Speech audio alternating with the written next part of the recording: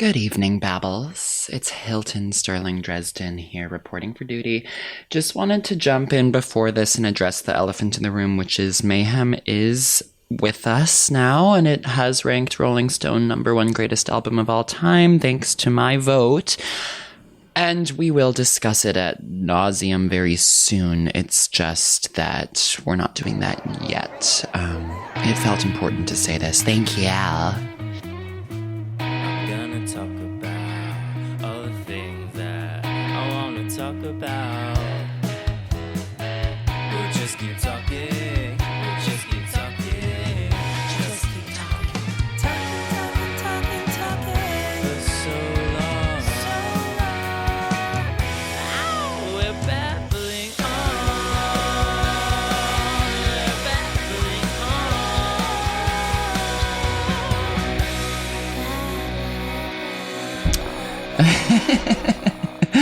Good morning, Babbling On community. Today I'm sitting here with a very intelligent young man. Oh, please. Who you may know as Kosher Cutie, or you may know as someone who speaks multiple languages, as far as I've been informed. That's sweet. Or you just might know him from the sidewalks of New York City. Please welcome Sander. Hi. Hi. How are you? Fine, thank you. And you? I'm good. It's funny, like, pretending that we haven't been talking for 30 minutes already. I know. I'm like, good to see you. I know. This has been such a long time coming, too. So I'm like, holy shit. Like, I know. Here we are now. We're here. And thank you for having me. Of course, thank you. In your lovely apartment. Thanks. Yeah, I just moved in here over the summer. Mm-hmm. So I'm really happy with the coziness of it. Mm-hmm.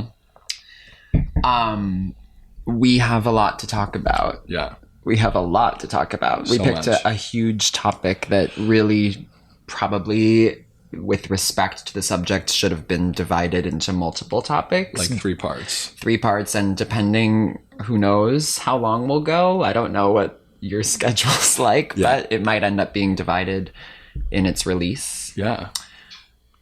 Anyway, before we do that, at Babbling On, first of all, cheers. Cheers. I'm so glad you're here. Me too. I've been studying for this. It's important. Yeah. Reading the sacred texts. Reading the sacred scrolls. Reading the Kabbalah, the Torah, the Bible. We do something here. I don't know if you're familiar, called the 8. Okay. And that is a anthropological survey for anyone who comes in, just so we can feel at ease in understanding who we're talking to and where we're coming from. Okay. And so that's the 8, and that's Carrie, Miranda, Charlotte, Samantha, Shosh, Jessa, Hannah, and Marnie. So I'm just gonna need you to say who you are, because I actually don't know. And elephant in the room, like most of the people who've been on this podcast so far, I've already known really well. I don't know you that well. Which is kind of tearful and is going to bring a new quality to the airway. Yeah. So who are you? I actually don't God. know. If I had to guess, I'll say my guess after you go. Okay. Gosh. I mean, like, I feel like whenever I talk about this, no, I'm so sure of it. Like, I'm so sure of myself and that I know who I am, but I feel like people don't like the answer that I give them. Because I already, like, I talk about this all the time, and I've been watching Sex and the City, like, this is the entire week. The only conversation worth having. Exactly. But, you know, my, like, claim to fame is that Sex and the City, there was an episode that was filmed in my, like, home, my childhood home that I grew up in. The silence is deafening. What are you talking about? The episode where when Carrie dates like Justin Theroux's character, the guy who with the girl who I thought was what's her face? I thought she was Sally Field is the mom, but it's a different girl. It's a different lady, but it's one. Sally, you like me? You really like me? Sorry to interrupt you. And she didn't like him. She did. I used to work at Out magazine, and I like published a thing about Sex and the City or something, and like called that actress Sally Field and whatever it was, and like people were dragging me for like months, being like, "That's not Sally." You're like a Sally Field type. But the episode where she dates the guy who suffers from premature ejaculation. Yeah. His family lives in this home on the Upper West Side, and she loves the mother, and she like feels like she has to break up with his family. That's my family home. Yeah. You're Oh, so you come from like the most beautiful home in the world? It's not like that. It's really pretty. Nice. There's wood paneling everywhere. I know that house. There was a bagel spread. The family that lived there before us had this mural in the living room that was like, the mother was a painter, and it was this massive Japanese landscape. They weren't Japanese. And it was almost like, did you see Harry Potter and the Order of the Phoenix? You know, when they go to disrespect the daughter. The Sex and the City and Harry Potter and Lady Gaga are the three. You're like, it's not the 8, it's the 11. Are you Hermione, Ron, or Harry? I'm Hermione. Yeah, down. But I was gonna say, they were like the faces of the family members were painted in the mural. In the mural, it was like It was so haunting and scary. Oh shit. But that being said, I think out of the girls, like, I have always just felt like I'm a Marnie. Like, which I feel like might be shocking, because like, I think people are always like, you're shosh, and it's like, just because people I'm say Jewish. you're shosh. Well, just because I'm Jewish, I think, and I like talk fast, and I think I'm like really neurotic, like, you know, I have like some certain neuroses and stuff like that. But I think, why would I almost have said Jessa for you from the girls? She's my least favorite of the 4, and whenever people tell me that, I'm like, oh, you think I'm a maniac or something like that? Because she'd be the person I would be the least inclined to be friends with. You just have a European sensibility to you, even though I know you to have grown up in New York City. Yeah. But like, for some reason, whenever I think of you, I'm like, oh, like Sander, Europe. I think, I mean, you know, I lived in Hong Kong for 2 years as a kid. I like studied abroad 3 times. People are like, oh, he's so international. He's like jet set, eleganza, kind of thing. Cosmopolitan. And you've done a lot of time in Berlin. I've been to Berlin a few times. Yeah, like 7 or 8 times. Yeah. Okay. Oh god, I feel like I'm gonna come across like so annoying. No, don't worry. Like, okay, cool. I come across as really fucking annoying and a huge snob, and people still listen. So maybe next to you, I won't look as bad. Exactly. No, I think that's what puts people at ease here. Is like, I come across as really fucking annoying, and like, it makes the people who come on look great. Yes. Okay, we'll see. Well, maybe I'll like try to outdo you today.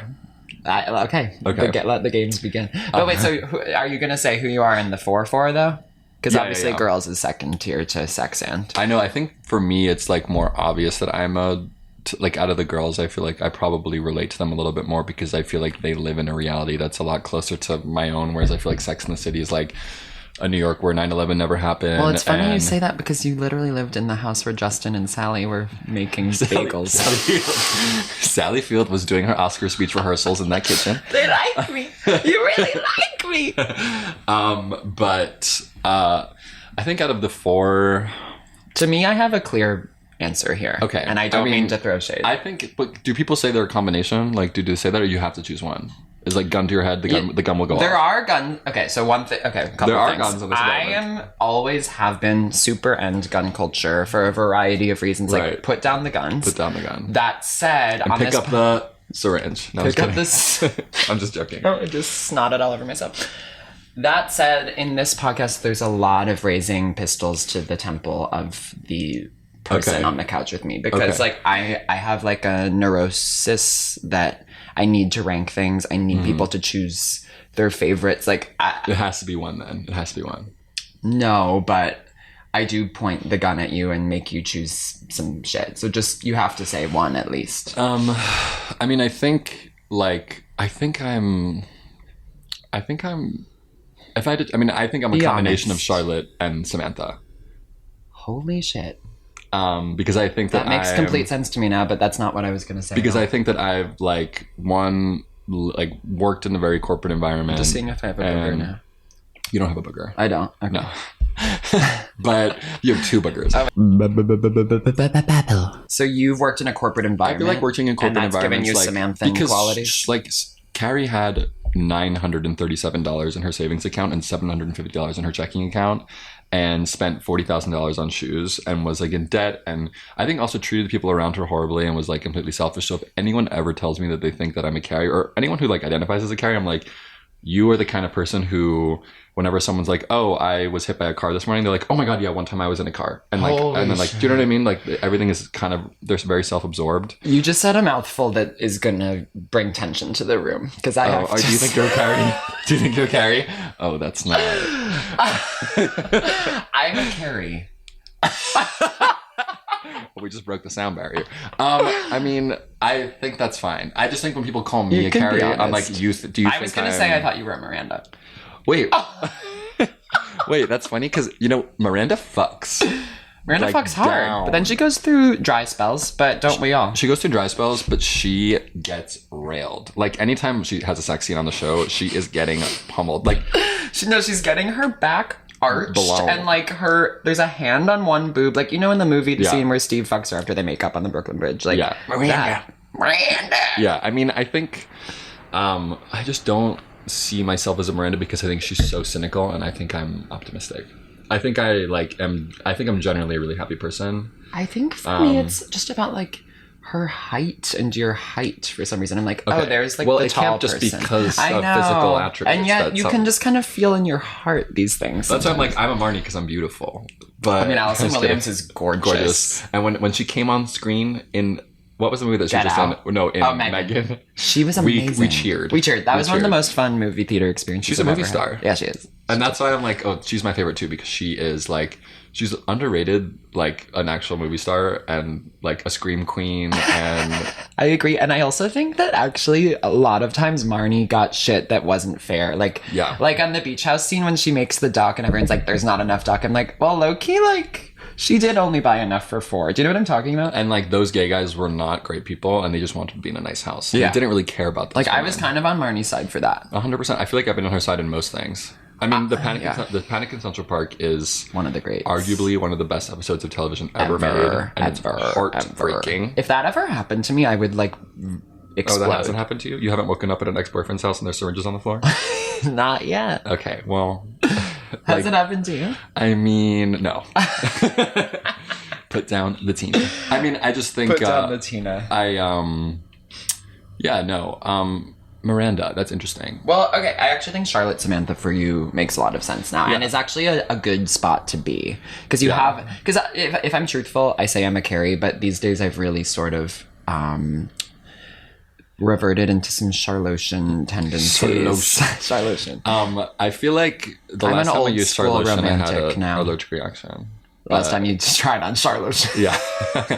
But I don't know. The thing about Samantha is I think that she's like a really selfless person, She's the best person of the 4. She's the best person of the 4. She's the person I think that I would call in a crisis. I definitely think out of all the women, the people who have the best friendship between the two of them is Carrie and Miranda.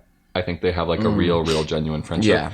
But I think... but also Carrie and Samantha low-key. Carrie and Samantha low-key, I mean, not anymore. But... Unfortunately, yeah. Damn. Sucks. But yeah, I mean, I don't know, Miranda. Okay. What would... No, we can end the episode right here. Well, and see.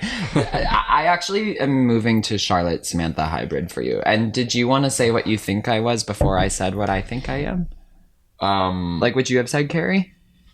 I mean, if you had, it would clearly show you hate my guts after what you just said. No, I mean, I think... Like, what do you think... Who do you think I am? Because you don't know me that well either. So I'm actually really curious. I think, honestly, like... But I do agree that I can see you as a Carrie, but that's only because I have like my first impression of you is I think that you are kind of like you can be like the center of the room. You know what I mean? Like suck up the oxygen. Not suck up the oxygen. You're actually adding oxygen to the room by exhaling oxygen into the room. Okay. Like I think. Well, I mean, I just think I don't know you well enough to project any of the other characters onto you, but I definitely think that you carry yourself with like the confidence of somebody that... Really? You think I seem confident in the spaces we've been in together?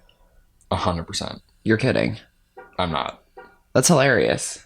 You don't think you're confident. I mean, we all have insecurities, like, obviously. But I just feel really shy. Like, I feel really shy in like party settings. And really? I'm like, oh my God, like, you seem think of something to say. I'm like, you're always saying something. I feel like I always see you saying something. And you know what? I think I overcompensate for the fact that I'm like, you need to like fill the air so there isn't a silence, and so I'm just like spewing shit. And then sometimes I say shit that gets me in trouble. I'm actually the same exact way, and maybe that's why you think I'm a Carrie too, because I'm like, I don't like silence, and I can talk someone's ear off about anything, and I'm definitely an oversharer too. I'm an oversharer. You know? I mean, if you wanted to, you could know most of my intimate details just from looking online. I will say that. Online. Like through what things I've written and through this podcast, like I really have shared a lot. I think it's good to be an open book, and also like, I think it's important for people to not take themselves seriously, to make fun of themselves. That's my number one thing, but actually. I think Carrie takes herself too seriously, you know? In that way, I'm Samantha. You know? I don't take myself seriously. Yeah. I don't. Yeah. In fact, I should probably take it a little more seriously. Yeah. But I have curly hair, and that's kind of the big... But I don't think it's about physical attributes. I know, it's not supposed to be, and yet sometimes it is. Yeah. Anyway, Sander, since we have a lot to get to, I know. What are you babbling on about today? I'm babbling on about my mother and a lot of people's mother. Yeah. She gave birth a lot. The queen of pop. Okay. Madonna. Yeah. Madonna Louise Ciccone. Madge. Yeah. Madge. Yeah. I didn't know her real name was Madonna. That's like an important thing to just say off the bat. Yeah. I mean, I didn't grow up being educated in a way where I knew anything about Christianity growing up. So Same. Don't know, like, Madonna is a name from... Madonna? It's like the Italian name for the Virgin Mary? Like the portrayals of the Virgin Mary in like painting and sculpture are called like the Madonna. But yeah. I just want to elephant in the room, like I didn't grow up with Christianity either. I grew up with no religion in my home. Yeah. And then went to a Catholic all-boys high school because of like a random twist of fate where in Milwaukee, that's the only education, the public schools in Milwaukee are not good. Yeah. And so my parents sent me there. Yeah. And it was really intense, and I knew nothing. And like everyone else already knew like who Abraham was and Lincoln. Babble. Anyway, so Madonna. Yeah, it's like a religious thing, but her and her mother both have the same name. Yeah. And I think a good place, I want to walk through, if I may, a few ground things to say before we do this really big conversation. One, I think a helpful way to do this is to kind of walk through her history chronologically and allow opinions and conversation to flow out of that. Yeah. Two, I come through this from a lens of Madonna was a huge blind spot for me. Yeah. I like basically knew nothing except, like a prayer, like a virgin, express yourself. And when we spoke about doing this, I decided to go on a deep dive. And so in the past 2 weeks, have listened to her whole discography, start to finish, which was an incredible journey that I recommend everyone do. I watched the Truth or Dare documentary, which was the thing that really, and we'll get to it, clicked me into this. And then I watched a ton of music videos. I watched part of Evita. I read her Wikipedia. I watched interviews. And so that's where I'm coming from. But I come from a place of having been a little monster all my life. And I think that like held me back from pursuing Madonna based on the tensions that were formed. That's so crazy. Yeah. I mean, it's interesting. You know? And I think everyone compares artists to her, and I think there's a reason for it. Yeah, because she is the blueprint. She is the blueprint. So the first order of business is like, how did you become so entrenched in Madonna? Like, where did your journey begin? It hasn't been that long. I mean, oh really? Growing up, I think I became I completely think that like listening to Madonna and getting into her music, probably, I really feel like I was changed by her the summer of 2019, for sure. Oh, that's like yesterday. That's like 6 years ago. That's 6 years ago. But growing up, I listened to a few of her songs. Like I remember I loved Confessions on a Dance Floor. Like I loved Hung Up. I loved 4 Minutes. Hung Up and 4 Minutes are T-fulality. And I used to watch her music videos on VH1 Top Video Countdown. Oh, okay. I don't know if you remember that. Yeah, I do actually. Because I love countdowns. Like I love that. I love counting in general. I love counting. Fun. It's like, and it's easy. You should come back on to talk about counting as your next topic. I will definitely do that. I'll be counting down the seconds. Sorry. But I think the summer of 2019, it was like I came out probably in like 2017, I want to say. So I was in a relationship. Wait, how old are you? 29. So I was like 21 when I came out. Okay. And I was with someone for like around 2 years. And then, girl or a boy? A boy. A boy. I dated women, like in college and stuff. But I think that in 2019, I was like single, kind of. It was like my first big single summer, and I met a lot of like my gay friends that I think are like still my closest gay friends to this day. And we spent an entire summer basically doing karaoke at Winnie's like every night of the week. Oh my God. Or at least like once or twice a week. And so... Oh, that's really fun. And so we kind of all bonded over like singing Madonna songs. And I think it was just something that felt like this weird rite of passage where it felt like we were kind of... In my mind, I was like, I feel like I'm connected to this sort of like intergenerational thing where like her discography is so like massive and also varied that like there's always like something new to kind of discover that you can get really into. There's a lot of different vibes. A lot of different vibes. She's the queen of reinvention. Exactly. That must be said. Yeah. And so, yeah, that summer I think was the first summer that I was like, I'm so obsessed with this woman. And that caused you to dive into the deeper annals of the lore. Yeah, 100%. Yeah. And then did you go back and do like a start to finish listen through? And it was like that summer. It was like that summer. Yeah. I think I started listening to all her music like really intensely. Oh, I had been expecting you to say like ever since I was a little tyke. No, I think honestly when I was younger, like I think when I first got like my first iTunes gift card, I think the first album I bought was maybe like The Emancipation of Mimi. I think I was so obsessed with, I was obsessed with Mariah Carey. Oh, you were obsessed with Mariah Carey. Okay. Yeah. I mean,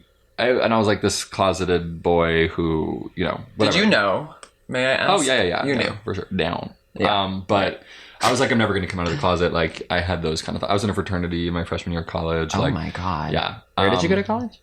NYU. I mean, being in a fraternity at NYU is so lame. It's like, yeah, it's horrible. Anyway, we don't have to go into that. No, but, totally. Holy shit. What? I said, holy shit. I'm just learning a lot about you. Yeah. But... I think, but yeah, I mean, it was that summer. And I think to me, like my relationship with Madonna is also so, I think strengthened by how much a lot of my closest friends love Madonna. So your friends who you were at Winnie's, which by the way is my sister's name, were doing karaoke with, introduced you, kind of brought you in, and they already had like the deep knowledge. Yeah. And what were the songs then that like really... were being sung? I mean, I think it was like everything. Oh God, I mean, I think anything from probably like Erotica, Ray of Light, Music, American Life, like those albums. I think the core four. Well, that for me. stretch, Erotica. I don't have the chronology in my head, but like it was Erotica, Bedtime Stories, Ray of Light. It was Something to Remember, which is the ballads kind of compilation album. It's a combination of a lot of different things. I think I did skip that one, honestly. Sorry. It's okay. Cover shot by Mario Testino. Beautiful cover. Oh, her body is tea. Like her body's tea. Yeah. Her body is tea. Yeah. I think for some reason I skipped that because it's not like an official studio album, I think. Yeah, I mean that's okay. Yeah. And then though Ray of Light and American Life and Music, like that chunk to me is the height of her artistry. Yeah, definitely. I think there is a probably like a drop off between 2006 or 2005 and 2008 between Confessions on a Dance Floor and Hard Candy, where I think every single album that she'd ever made was like ahead of the curve, and then Confessions on the Dance Floor was her big disco revival album, which we've seen a lot of pop artists do these days, right? Yeah. And then Hard Candy was kind of the first time that I feel like she started chasing the trend as opposed to setting it, right? Is exactly what it is. Because she started working with Pharrell and Timbaland, and like that was right after they'd made like Future Sex Love Sounds with Justin Timberlake, and they made Loose with Nelly Furtado. Like I think she was like chasing the sound of the moment rather than really setting a trend, sort of. So I still think that album is amazing. I like 4 Minutes a lot. I was texting you because I've been texting you the whole way through this listen through, and I said I started liking Candy Shop, but then halfway through kind of fell away from it. I love Candy Shop. I'll be your one star. It's so funny. I don't know, but yeah. Okay, so that's how you got in, and then you went back, and again, I'll say this just because I think this is an important... Obviously, it would be disrespectful to try and claim that I know Madonna very deeply at this point, because I really have just a surface level. But I did my best, and where I come from, and I'll be seeking more education from you over the course of this conversation, is having been since high school closeted, although to me, I like couldn't even admit it to myself, I think, and like wasn't sure if I was gay or not or what at the time, but like started loving Lady Gaga freshman year of high school. That's when like Just Dance and stuff came out. I'm 31. I'm a little bit older than you. And I remember going to like the Monster Ball freshman year of high school with my friend and his parents and his girlfriend, and wearing like a North Face fleece and khakis, and like almost not going, so I was so afraid of people thinking I was gay. But being obsessed with Lady Gaga. And did then, that friend that you went with turn out gay? No, actually. Okay. And he ended up breaking up with me as a friend. Oh. And it was like really painful. I'm sorry. Thanks. Yeah. It was hard. Yeah. It was really hard. I was a huge loner in high school. Like I went to an all boys high school, and for me as someone who's just like gay and also trying to figure out my gender expression, like I've never really like gotten along with boys until kind of this chapter of my life where like I have these gay friends now, but like I always would hang out with the girls. And so I was like freaked out to be in this high school without any girls, and it was Catholic. That would have freaked me out too, honestly. Yeah. I also had only girlfriends basically until like 8th grade, and then it was Yom Kippur, and I was at my friend's house, and we were fasting, and she was like, Sander, all the boys think you're gay, basically. And she was like, are you? And I like, that was the turning point for me, where I was like, no. I was like, no, I'm not gay. Yeah, you have to buckle down at that point. I buckled down, and then I like went home, and I think I decided like I need to leave this school, basically. And so I applied to another school. And then we went on this trip towards the end of 8th grade where I actually befriended all the boys. And they were like, oh, he's funny. And I became kind of like the class clown. And then I fell in with basically all the boys that were kind of picking on me. And I became like almost like not the ringleader, but I was definitely entrenched within the group. And I became like an awful person. Because I thought I had to be like this kind of like macho bully type. Oh my God. And I definitely fell off the deep end for a minute. But see, honestly, the Academy Award goes too. Like it was kind of that vibe. Like you I really embodied a character. Yeah. In the same way Madge would go on to do many times over. Performance art. Yeah. And like her, I mean, the best thing I've taken away from this research I've done is her commentary on like sex and gender and like the characters that we're forced into in this society of hell. I think what she does best is like the subtle, I mean her like being a chameleon, but also like I'm not that familiar with her filmography. I haven't watched everything she's been in. I've seen Dick Tracy. I haven't seen Dick Tracy. It's scary, to be honest. Oh, it's scary. Well, like there's really scary costume and like makeup, like effects and makeup and stuff like that. The I thought villains. Dick Tracy was like a talk show host. I didn't realize it's like a mobster, like 1950s mob movie. But I want to see Desperately Seeking Susan. I want to. I've never seen it either, TBH. We'll watch that at some point. Yeah. But yeah, screening at Singers. Which is next door. I don't know if you noticed. But I just think that she kind of does all these things that are so subtle, and they transport you to a place where you like kind of understand who this character is without her having to ever beat you over the head with some kind of like obvious. No, she's not like I'm this now, ham-fisted. You know? It's always these subtle, almost like visual references and like creative choices that I think are like really thought out. No, she's really thoughtful. She clearly has a really good. She's really smart. She's really funny, is what you learn in the interviews in the doc. She clearly has amazing taste and knows how to surround herself with like amazing producers and co-writers and whoever and photographers to like make really cool art. And again, I'm a little monster, and we're gonna get to like the express yourself born this way thing in the chronology, and then we'll kind of talk about that. But I just lost my train of thought. But she. I forgot what I was going to say, actually. Wait, because you're like drawing a blank. Oh, ham-fisted. The Gaga is more ham-fisted than Madonna. Oh, yeah. And I say that with love because I love Gaga. I've never heard of hand fisting before. It sounds kind of like it hurts. Ham-fisted is when you are on the nose. Oh, okay. Yeah. Wait, how do bathroom breaks work? Where were we? Madonna was born in 1958. Her mom died when she was 5. Mm-hmm. She was in Michigan. Mm-hmm. I'm from the Midwest.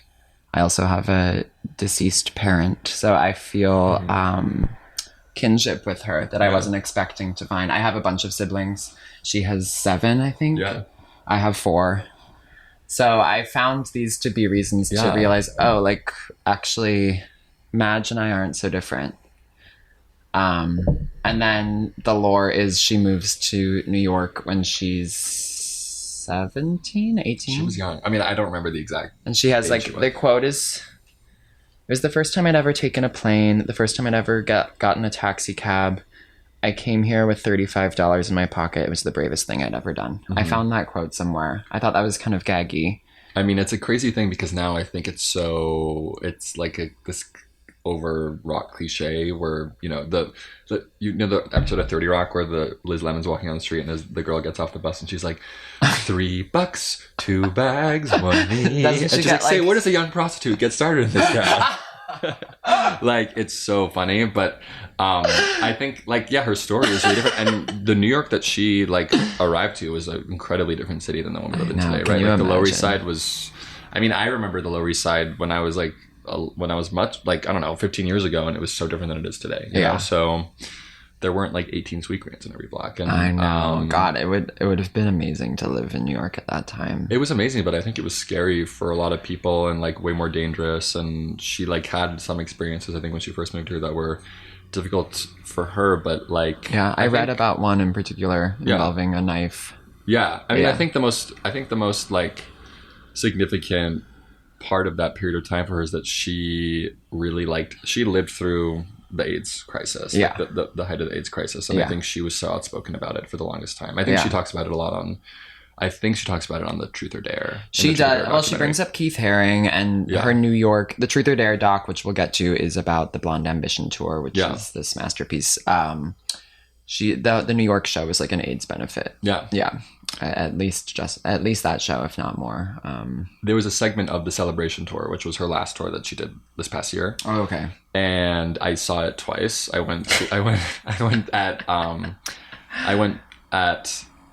in Brooklyn at the why am I blanking on the name? Oh, Barclays. I'm what was it called? At Barclays Center, and then I went at MSG. Okay. And she has a segment of the show that is the Live to Tell segment where she sings that song, and it's How does that one go again? Tribute.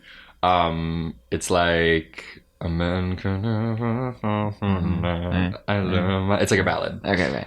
And she actually recorded the ballad originally for a movie that Sean Penn was in, who was her husband. From 1985 to 1989. Yeah, True Blue inspired that album of True Blue. Yeah, I think so. You told me that. That's where I got that info. Well, it's on the album True Blue. Yeah. But yeah, she really lived through that crisis, I think, and had a lot of friends that died, but it was always so outspoken about it. And she always was really supportive of gay is okay. Mm-hmm. And that's 100%. Major for her. Yeah. And it wasn't cool then, now I think it wasn't even cool until every single pop artist in the current day and age is voguing in every music video or making references to ballroom and doing all this stuff. And I think there's a conversation to be had, obviously, about cultural appropriation and about voguing, but I think she never once, she used real voguers and people from real houses and in the ballroom scene in her music videos. And I think her dancers were her dancers who you meet in the Truth or Dare doc were voguing and the Blonde Ambition tour, and they're also the dancers featured in the Vogue video and the dancers of the MTV famous Vogue performance where they're dressed as Marie Antoinette. I love that crew of dancers. Yeah, they were all really cute. Yeah. So the cute. guy with the long hair, I'm obsessed with. And also there's a really cute, they're all just hot. And then the guy she's fucking. Yeah. It's matter of fact, where's everybody from? She was definitely surrounded by a sea of hot gays. Yeah. And I think one other thing about that documentary too is that she and I guess I want to talk about it. We can talk about it more at length later, but I think she comes across as like not necessarily the nicest person in the world, right? And I would say that even like friends of mine that have worked with her or like done her makeup or like... You have friends who have done her makeup? You have friends in high places, because I learned you have a friend in the Abracadabra video. Oh, yeah. And that kind of gagged me hard. And I've actually been sitting with that thing. She was like, on the how am I gonna speak knowing that information? You can speak. Speak no evil. But yeah, I mean, I just think there's something to be said about her coming across as like maybe a bitch. Yeah. And that being okay. Like, I think she would be okay with that word. I mean, I think that if you've been in this industry and in the industry for as long as like someone like her has been in this industry, it makes you a really tough person. And I think you just kind of have to not care so much about like being canceled or people thinking that you're a bitch or whatever. And even friends of mine who've like worked with her and are like, there are certain kinds of things which like I adore this woman more than any other artist on the planet. Yeah, you have an extensive encyclopedic knowledge. The things you were sending me. I don't know if that's true, but I would say that like I don't ever need to meet her. Do you know what I mean? You never need to meet your heroes, I think, and I don't ever need to meet her. Sure. I think when people ask me like, you know, that question like who would you have dinner with, like dead or alive or whatever, I would say her? No, I would always say Neil Tennant, who's one half of the Pet Shop Boys. Oh, okay, right. Because I think my big three are like I love all kinds of music and like so many different Who are artists your big three? My big three are Madonna, the Pet Shop Boys, and Kylie Minogue. Okay, and, right. And number 4 is always Saint Etienne. Okay. But I think I just love the Pet Shop Boys. I think their songwriting, I think that I knew that because you had told me that ahead of this, but I don't know them that well. Sorry, I just don't. I mean, I have a playlist that I could actually send Could you? Yeah, of course. Because like I would love education. Like I come from the Midwest. Like I had to claw my way into knowing anything. There's something about the 80s, I think. There's something about the 80s. That there was like something in the water, and whether that was crack, like there was something in the water that was making people so creative. Sure. They were making people so creative. The 80s were heaven. The bundle was peak. Bamba. my mom grew up in the 80s, who I'm quite close with and like love, and she was actually just on this podcast. She had this thing called like Millennium Disco Party, which I guess was maybe from the turn of the millennium, now that I'm saying that out loud. But it was this like compilation album of disco songs, a lot from the 80s that like, so I know like a lot of like the disco hits because of that we would listen to the car on the way to school every day. Yeah. But I don't know Pet Shop Boys that well. Sorry. No, it's okay. I mean, they came up kind of around the same time as Madonna. Okay, right. And right. But anyway, I am an Anglo fucker though. I love British things. Oh, fucker. Anglophile. Well, I said fucker. Oh, work. My ex was British. I'm just gonna say that. Okay. Yeah. So Babbles. Yeah. I mean, I'm literally hiring for someone to report directly to me. I don't think you'd want to do that job. That might be intense, but I'm not entirely opposed. I would be a terrible boss, though, to be honest. And I might be a terrible employee. We'd make a great team. We'd like cancel each other out, and it would actually be amazing. I actually think I can step up to the plate now and then. I just sometimes have like a sassy attitude, frankly. Like it's hard for me to control that. Yeah, I mean, I have a bad memory, bad memory. So do I. And I have to write everything down. And like last night at that birthday party, I ran into a friend from high school, and she was like reminding me that she and I had like hooked up one time, and I was like, I have no memory of this. Oh, that's kind of freaky. I know. Although actually, no, it isn't. Like there have been people who I'm like, oh wait, you and I did that once. Yeah. And I forgot. Yeah. Ran through. I'm just kidding. I mean, yeah. Anyway, wait, where were we? I mean... Okay, so she arrives in New York. Can we go chronologically? And what we're gonna... Just because otherwise we'll get too lost in this. I just feel like we need to do, like, the major things. And I can refer to, actually, some of, like, the little notes that I brought, because there were things that I wanted to talk about, too. Yeah. But, I mean, her early era it kind of speaks for itself, where, like, she was this person who was doing this... She had so much individuality. I think she had like all these girls dressing like her with the bleach blonde, the necklaces, the like layering and like kind of like androgynous. She had like these bushy eyebrows. I feel like she was so like Italian. I know. Italian she's so beautiful too. Like go watch the damn videos, people. 1983 self-titled album is her first album. Yeah. That's what we're talking about. hit after hit after hit. I mean, the opening, I texted you this, the opening chimes of Lucky Star heralded a new voice in music. Hello. I mean, it's so true. I mean, there's something so classic about that album. It's crazy. I know. It's really good. And Borderline and like Holiday. Holiday is one of my faves. Always has been. Yeah. Ever. I know. I always think that there's something about that song that's like, Celebrate. It reminds me of sitting at a pool. Yes, it does make me think of a swimming pool. Yeah. It makes me think, do you do Pokemon? Like, are you Pokemon? Oh, I have over 300 Pokemon action figures, actually. Not like on me, but shit. at my parents' house. I wasn't ready to hear that necessarily, but I am a huge I have binders of cards somewhere. So I have stuffed animals, and my mom has sewn me Diglets and Goldines. Diglets? Yeah. Yeah. You know Diglett. I do. Doug Trio. Yes. So like I have I shouldn't be shading you for having action figures because I have it all. But anyway, did you watch the movie where like Pokemon 2000, I think, and there's a precursor short film where they're on vacation? Yes, and it was so, oh my God, and it's so sweet. And it's like, vacations where I wanna be. Yeah. So there's that, and that makes me think of Holiday by Madonna. Yeah, and that movie is so nostalgic for me, and I feel like I watched it kind of recently, and when Ash turns to stone. Right? And Pikachu's tears like bring him back to life. And they're all cloned and fighting themselves. Wait, that's the right movie, right? Is that the one with Entei? Is that Pokemon 3 with Entei? Maybe I'm mixing. Maybe I'm conflating the two of them. I've seen the one where Ash turns to stone. Yeah. And I can't remember which one is Entei. The one I'm thinking of where they fight their clones is Lugia, I think. Lugia is amazing. Yeah. No, the one where they fight their clones. Or is that Mewtwo? That's Mewtwo. That's Mewtwo and Mew. Yeah. Have you seen the Digimon movie? I can't remember. Okay, we can get into that later. So I'm a blind loyalist.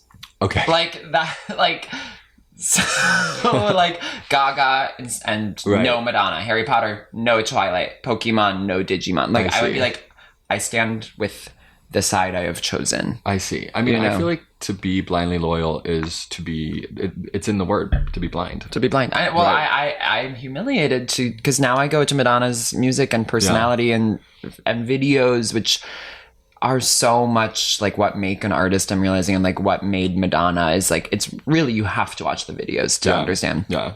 And I'm like, holy shit, like what was I doing? Just not even bothering to check it out at all. Like that. I need to like be flagellated. Yeah.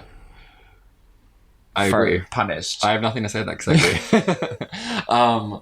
But yeah, I mean, I feel like the self-titled album, it's like speaks for itself. I don't even know what else to say about it aside from the fact that I feel like it launched his career, and I think people were, but it just created this obsession with this person, and like I don't really know, I think, too much about music history in general, but I definitely feel like if all little girls all over the world are dressing like you, then it means that you've done something right. You know? I do just want to say, and I think this can be a helpful through line, especially for our listenership who really do follow the studies of the 8 quite deeply. Like here we're looking at Charlotte, I think. Because like this is, to me, because this is about like... she's a Carrie here. Old school Puritanism romance. I mean, there is a Carrie quality as well. Yeah. Visually, it's Carrie, but like the lyrics, I was just kind of noting in these first couple albums, I guess especially in True Blue too, though, it's like... Yeah. Talking about like your one true love and all of that, and I mean, Papa Don't Preach is Papa Don't Preach, her anti-abortion anthem. And were you a Gleek? I think I like watched the first 2 seasons. I loved it. There's a Madonna episode. That's one of the best episodes ever. When they combine "Open Your Heart" and "Borderline" into one song. They did an amazing job. Yeah. That was my big Madonna knowledge too. Was the stuff from that? Like that taught me a bunch of Madonna songs. Yeah. And I think they really did her justice too. Yeah, in that episode. But then there was a Gaga episode where they didn't do her justice because they were like, she's too gay, and the boys sang "Kiss" instead. I don't know if you remember that. It's bullshit. That I don't remember as much. Well, anyway, for self-titled album, the Borderline video is great. Her choreo is heaven. Yeah. Next up, 1984, Like a Virgin. Like a Virgin, I think. I mean, she just angered so many people, right? Like, it was just so sexual. Yeah. That album, I think I would say, is probably my least visited. Favorite? My least listened to. I think that, like, there's a few hits on it, definitely. I love Angel. I only wrote down Like a Virgin and Material Girl. Yeah. Like, I mean, I think it was just she was so huge by that point that, like, anything she did kind of turned to gold. But that album in particular, I mean, she was playing a lot with some taboo topics. And it's crazy because she was only scratching the surface of what she was going to do like a few years later. One thing I did want to say is I was reading that like when Madonna self-titled came out, she wasn't happy with the production and like insisted they go back and reproduce, and she brought in other people, and like I was just fascinated to learn that she's heavily involved in the production and the songwriting of all her albums, which I didn't know. People claim that she's not. I've seen that Lady Gaga interview that she did on Apple Music with what's his name, and Zane Lowe or whatever. Yeah, and she was like, "I'm not like Madonna. Like I write, I play instruments. Like I do this. Like she does too." And I fully bought into that, and I was like, "Yeah, like that was a little bit mean-spirited." And now I'm learning like, oh, Madonna plays instruments and Madonna writes, and this whole debate will be coming back up because I'm conflicted on it, because I do think we'll get to it when we get to Express Yourself, which is actually coming up quite soon, I think. Yeah. Right? I think the one other thing I want to say about True Blue is that I think she was doing something like with androgyny a lot, right? Like the short haircut, the bleached hair, the outfits, the like the big, huge kind of trousers she was wearing, and like the button-down shirts and the suit jackets. She was really masculine too. Like she really was doing something cool with gender. And I mean, no, I really appreciate that. Yeah. Like her non-binary tea was valid. 100%. She was showing other people. The NB Factory. And the NB Factory had a lot of oil in the machines that day. The pipes were spurting out black smoke. Yes. I appreciate that because as someone who has like really wondered, like, am I a man? Am I a woman? Am I non-binary? Like, what's my tea? Like, I tried hormones for a couple of days a few weeks ago, and then I was like, I'm actually going to stop doing this. Like, I don't want to do that right now. Like, and now I'm growing a mustache. Like, and like non-binaries have a hard path to trod sometimes. And Madonna, lit the fireworks for us to have the celebrations of our tea being valid as well. That's beautiful. Beautifully said. She marries Sean Penn before True Blue. Or during around that time, and he's in the video for. Is it Live to Tell? It's because it's made. It was the soundtrack made for some random movie that he's in that I've never seen. But Open Your Heart is amazing on True Blue. Insane. I'll hold the lock and you turn the key. So that music video. Basically, it's like in a fun house, right? And she's like a performer. I forget what the actual name is of those things where you would go, you'd pay like a nickel. And it's like in Paris, Texas, even. Right? Where it's like, you can pay to see like... a woman dancing behind a glass.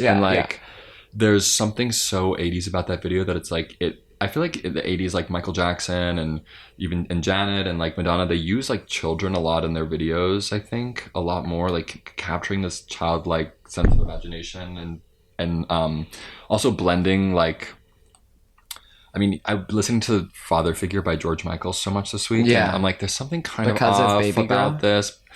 Because Baby Girl, I saw Baby Girl a while ago. Yeah. And then I remember that song was in it. My friend sent me that song and she had just seen the movie and I was like, this song is actually so beautiful, but there's something oddly strange about it. And I think there's something weird about, I think, the use of children in videos and music videos and stuff like that in the 1980s. But it was a time when there was so much kind of like epic fantasy movies coming out. Like, you mean like Star Wars? Like Star Wars and The Princess Bride and like, maybe that was 70s. I'm like, maybe mixing my decades.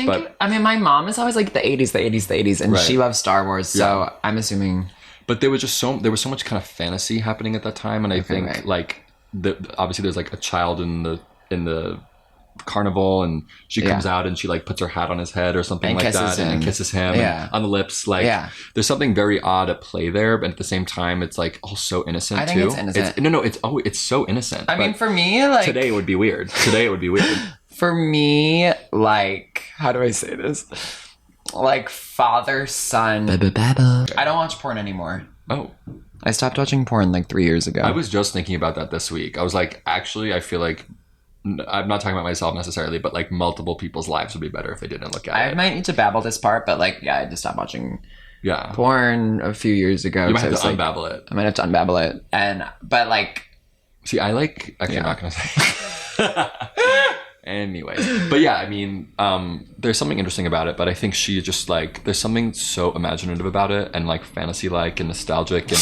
Something no, not porn. I'm talking about that. I'm talking about the Open Your Heart music video. I'm talking about the Open Your Heart. Am I going to babble that or what? Don't babble it. Okay. But yeah, I mean, I just think I think there's something about her music that also really does stand the test of time. Like it does, to me, it sounds probably up until a certain point, like up until probably MDNA, I think it sounds timeless. To me. I do just want to say with Like a Virgin and True Blue, I think True Blue is definitely Charlotte. To me. Like a Virgin is maybe Carrie or Samantha.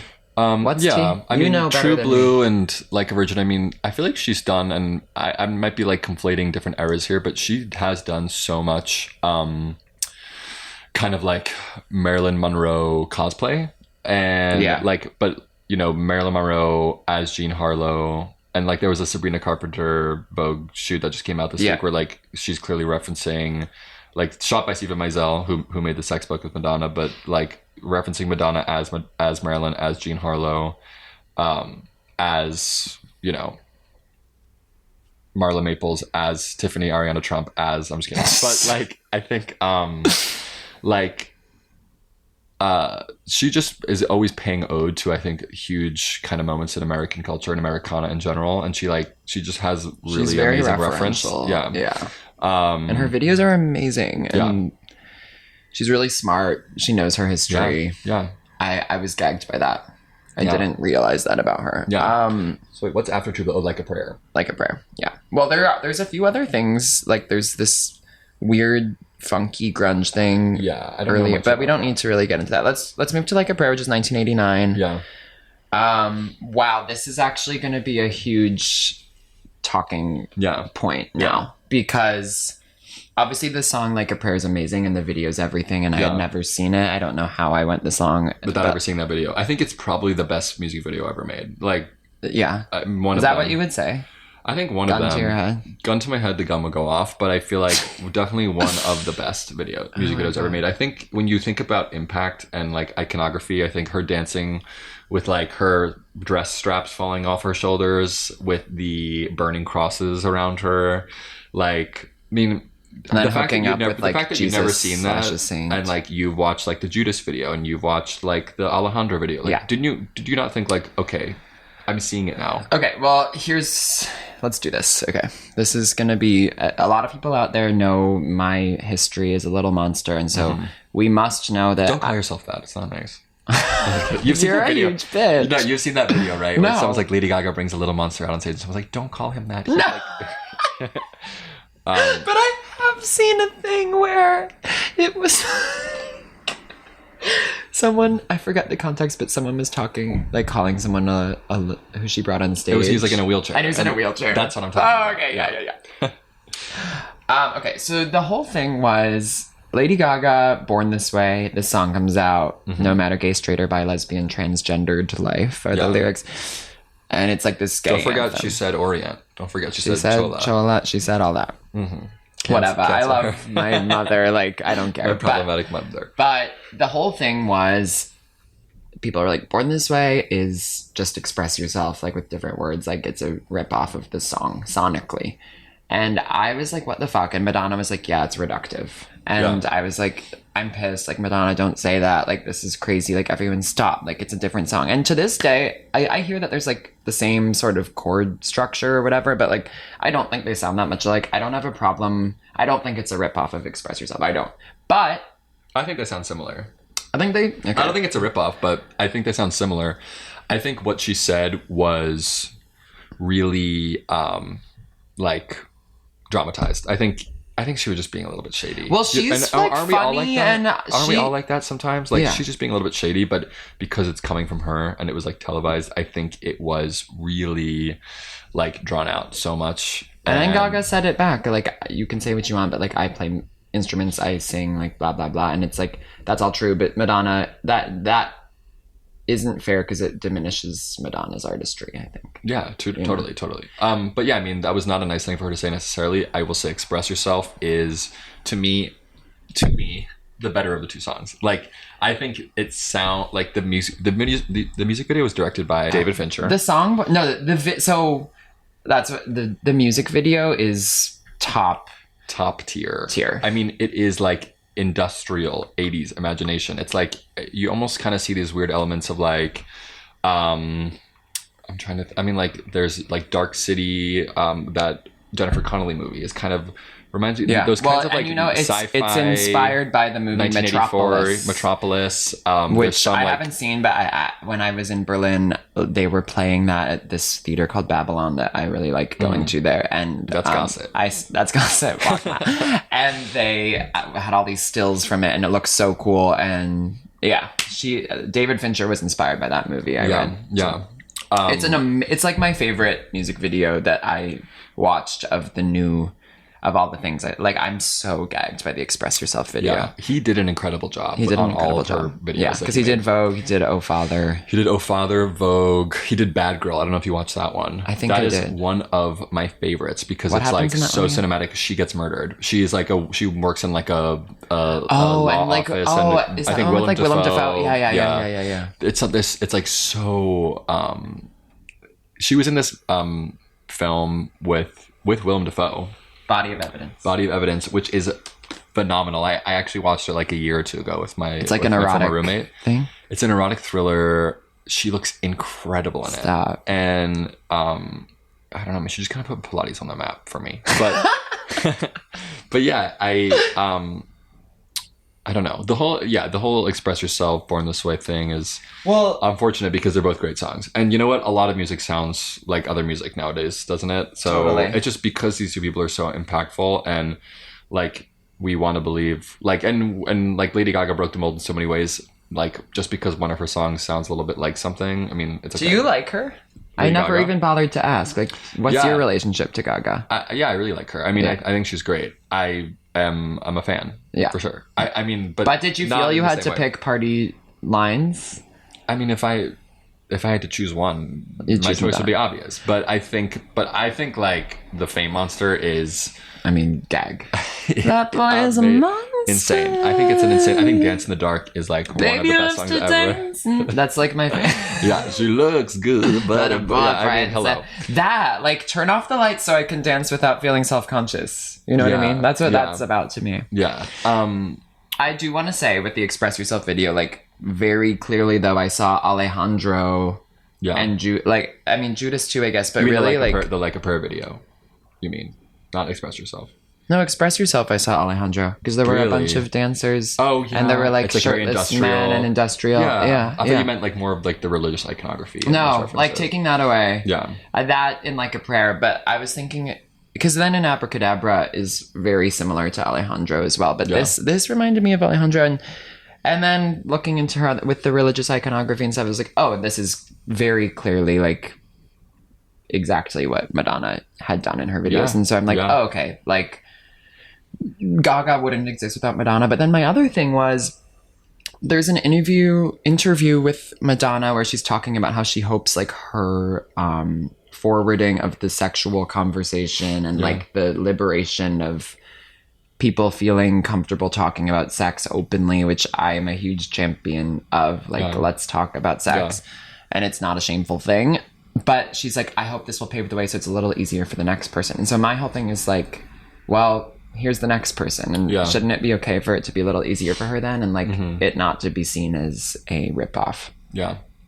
You know? I agree. I mean, I think they were just being compared so much. I'm sure it was just bothering her. And like, you know, she's probably an insecure person, just like everybody else is, despite the fact that she has a very tough exterior, you know? Totally. Some of the like meanest people you know are also the most insecure, right? And some of the nicest and sweetest. And some of the nicest and sweetest. Yeah. I mean, everyone's insecure. Hello. Yeah. But are you insecure? Yeah. Yeah. About a lot of things. Totally. All the time. Same. All the time. But I also think like I'm definitely more secure in myself at this point in my life than I've ever been. Really? For sure. Really? Oh yeah. Yeah.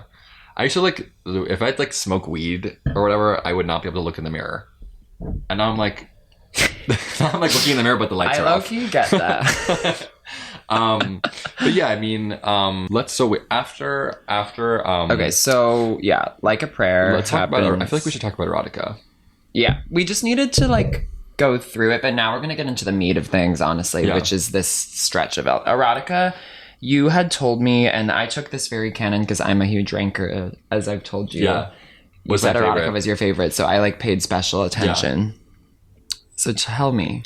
I mean, I just think that album is insane. Like, I think the concept of the album is insane too. I mean, she, like, I Am Sasha Fierce, or freaking like Christina Aguilera Bionic or whatever. I mean, or anyone who has this alter ego. Like, Joanne. Heard of her? They cut off her arms. They cut off her legs are cut off. Her arms are cut off. I mean, I think like Dita, right? Like the dominatrix. Oh, persona. that's her name. She has a name? My name is Dita. I'll be your mistress tonight. Those are the first like bars on Erotica. Oh, I missed that. Yeah, my old Wi-Fi password used to be my name is Dita. Do you want to know my Wi-Fi password? Yeah, just so you can use it. It's the username is Lapvona and the password is Mrs. Otessa Moshfegh. Yay! Exclamation point. So it's like really hard to type the password. I haven't read that one. I only read my year. Do you want to borrow it? Low-key, yeah. I have like 3 books I have to read though first, to be honest. I have a lot of things to get to. I have like 3 books about the Holocaust, so I'm trying to get through right now. Oh shit. Okay. But it does sound great. It's really good. Yeah. So yeah, I mean, I think Erotica is an experimental like masterpiece. I think there's so much like house music in it, so much 90s house. There's so much like R&B. There's jazz, right? Like Secret Garden, I think, is one of the most incredible songs ever made. I'd have to re-listen for that. I think there are certain things like Waiting. There's Deeper and Deeper for me is like one of the standout songs of the whole discography that I'm obsessed with now after listening. Like I love Deeper and Deeper. I have a massive framed Deeper and Deeper poster in my home. It's literally like 48 inches by 48 inches. You're kidding. Of her smoking a cigar. Oh, that's Deeper and Deeper? It's a square, honey. It's a square. But yeah, I mean, it reminds me of Eusexua in a way. I do want to say that. Yeah, I mean, I think Eusexua more Ray of Light is Ray of Light. Yeah, but you know that song, like, wait, what's the name of the song? I'd like to direct your attention to something that needs directing to. A lot of people talk about dining in and eating out. I guess that's what the song's about.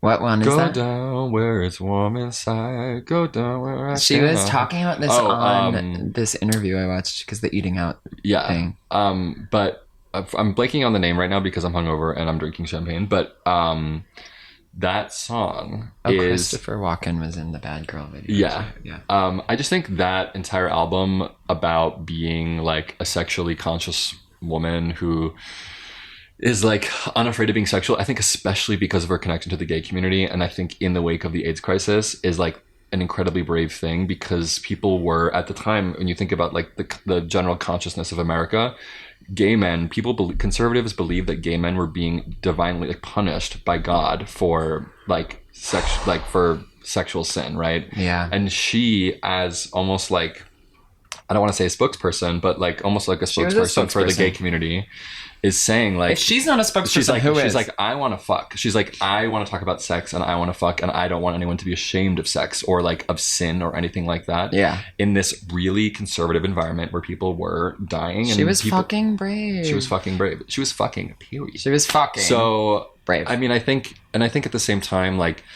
before Erotica came out, she'd released Justify My Love too, which was on the Immaculate Collection. Wait, how does the chorus of that go again? It's one of my fave videos. And I also love the song.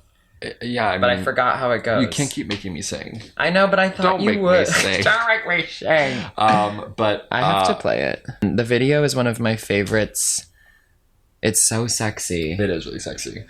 That video came out and it was banned by MTV, which was like back then the way to get your song popular was to be on MTV. Yeah. And it was released as a VHS single, and like it was sold on VHS, and it became like the highest selling VHS tape of the time. Wow. I think like that whole entire era, she was really like basically blacklisted. Like they weren't playing her on the radio, from what I understand. Simultaneously she releases the sex book, right? Same day as Erotica. Yeah.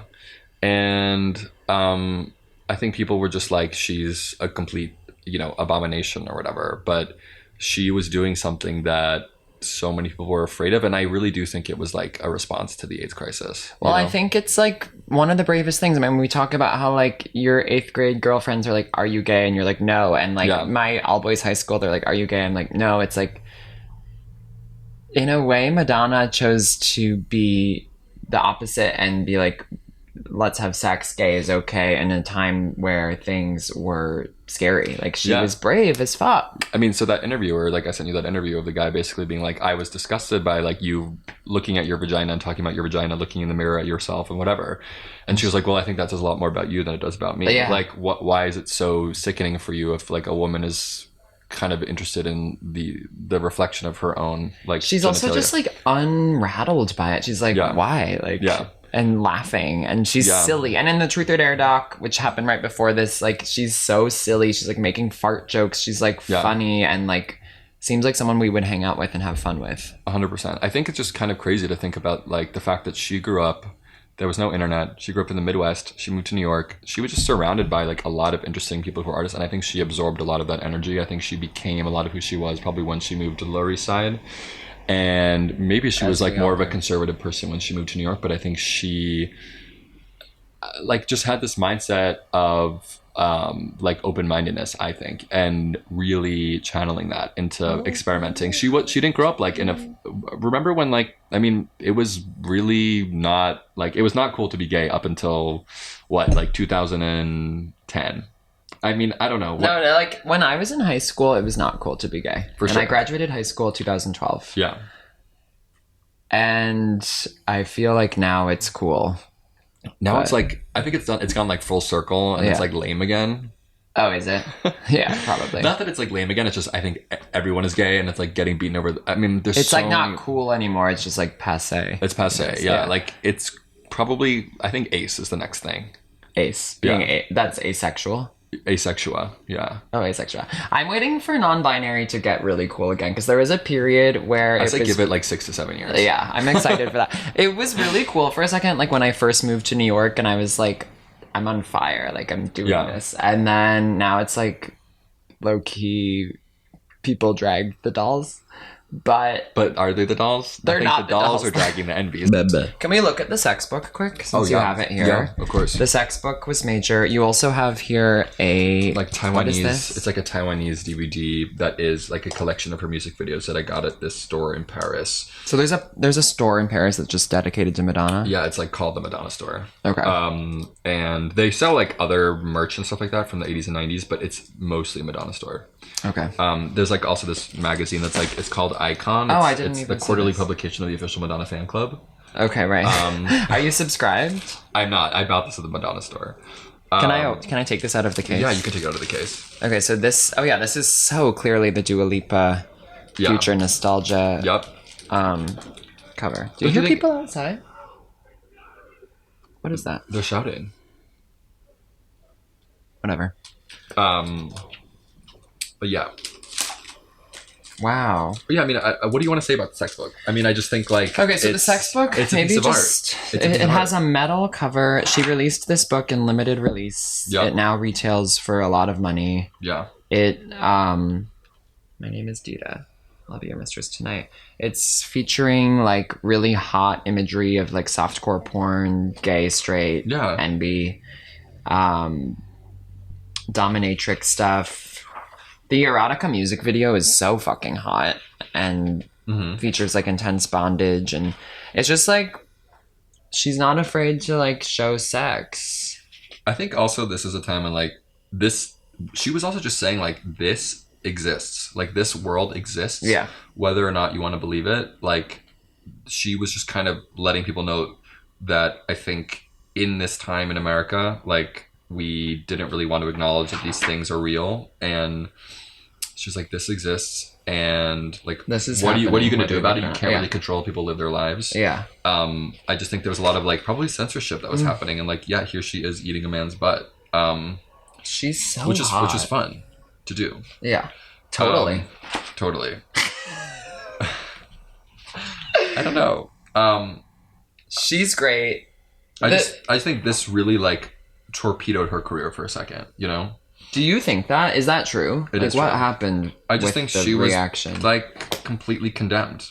And I think that is why I think in the following years she was like, I'm going to release bedtime stories, which is basically like all like love songs and like R&B love songs. Then she released Something to Remember, which I think is almost like titled that way. She was like, I want people to remember that I'm like a musician and an artist and a singer, and not like just a provocateur. And not just a provocateur. Yeah.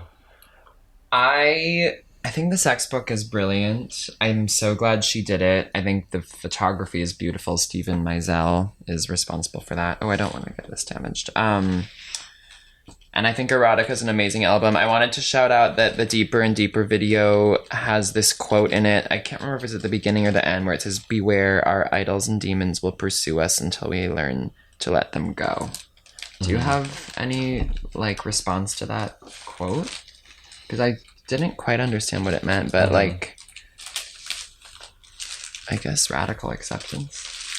We have to let go of our idols and demons. I mean, I think it's a lot about identity and like putting yourself in these kind of places and spaces where you might be endangering yourself too, because a lot of the kind of sexual adventure is it can be dangerous, and it can be like, you know, causing self-harm maybe. But I do love how like there's so much double entendre on that album. Like Rain, it's like obviously all about come.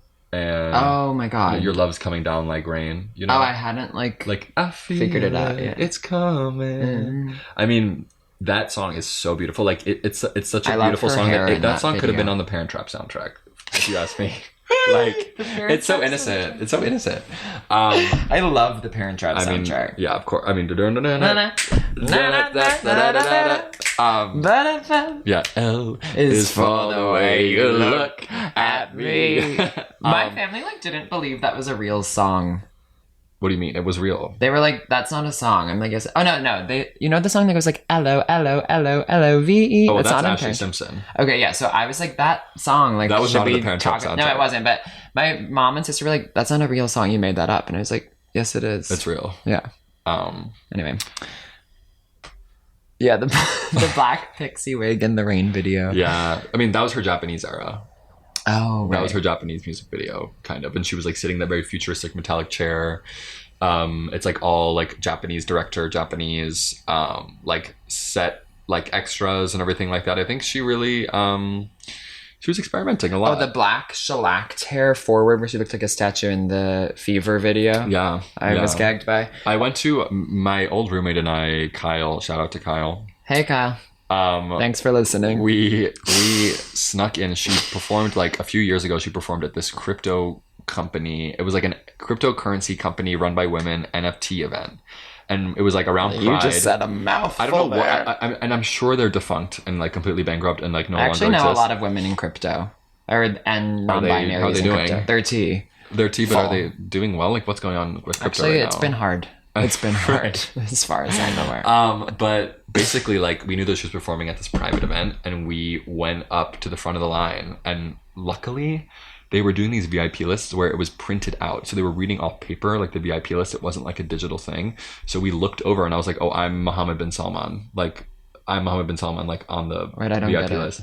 Like we read the names on the VIP list over the shoulder of the person who was doing the door, and we just pretended to be those people, and they let us in because we said, "Oh, I'm this." You were Mohammed. Mohammed bin Salman, by the way, is the name of the current crown prince of Saudi Arabia. Like I'm just making up a name. Oh.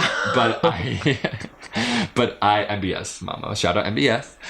Shout out to the king, crown prince. Crown prince. I killed the queen, the Alexander McQueen. Anyway, but oh god, I'm like now level of like kind of tipsy where I'm like gonna just start saying Nikki things. Well, that's what we need here. That's what Babbling on Institutes is all about. But she performed like 3 or 4 songs at this event, and she was like crawling on the floor. She made up with Tokisha, but every single queen from RuPaul's Drag Race was at that event in Madonna cosplay. Of course. Aquaria was dressed as her as in the Hung Up video. Detox was there covered in complete like silver body paint from the Fever video where her hair was with the hair pulled forward. Shout out to Detox. We know the daughter is listening right now. So no, really, she Detox. But that was my first time ever seeing her live, and I just remember how many times have you seen her live? 3 times. Okay, so that one time and then the 2 times on the Celebration tour. Okay, right. And I was really emotional, like of course seeing her. I think also just like Wow. I'm like, she's in her mid-60s. This is your passion. It's not even that. I just like think that anyone who is brave enough to like get on a stage, generally, it's really hard. But I think doing it when people public speaking is terrifying. 100%. But I think doing it when people are constantly picking apart your appearance too, and like being a woman who's aging in Hollywood. And she made a speech at the Billboard Music Awards a few years ago where she she accepted that award for, I forget, but she said the most controversial thing I've ever done is, do you remember? Is it age? She said stick around. Stick around, yeah. And like the fact that she's still doing it at whatever age she's at, like, is stick around. I think it's incredible. I think like, I mean, Substance Tease. Substance Tease. I have seen the Substance. Yeah. Do you gag? I mean, Madonna respects the balance. I actually don't know if she does.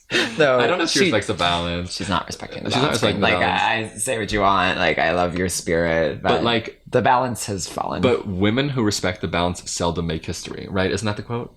Yeah, I think that is what John Wilkes Booth once said. Oh, that was John Wilkes Booth? Yeah. I don't think it was John Wilkes Booth. I'm pretty sure it was Aristotle. It was Aristotle. Oh, yeah, it was Aristotle. I'm pretty sure it was Ash Ketchum who said that. He said seldom do Pikachus make history that respect the balance. But oh god.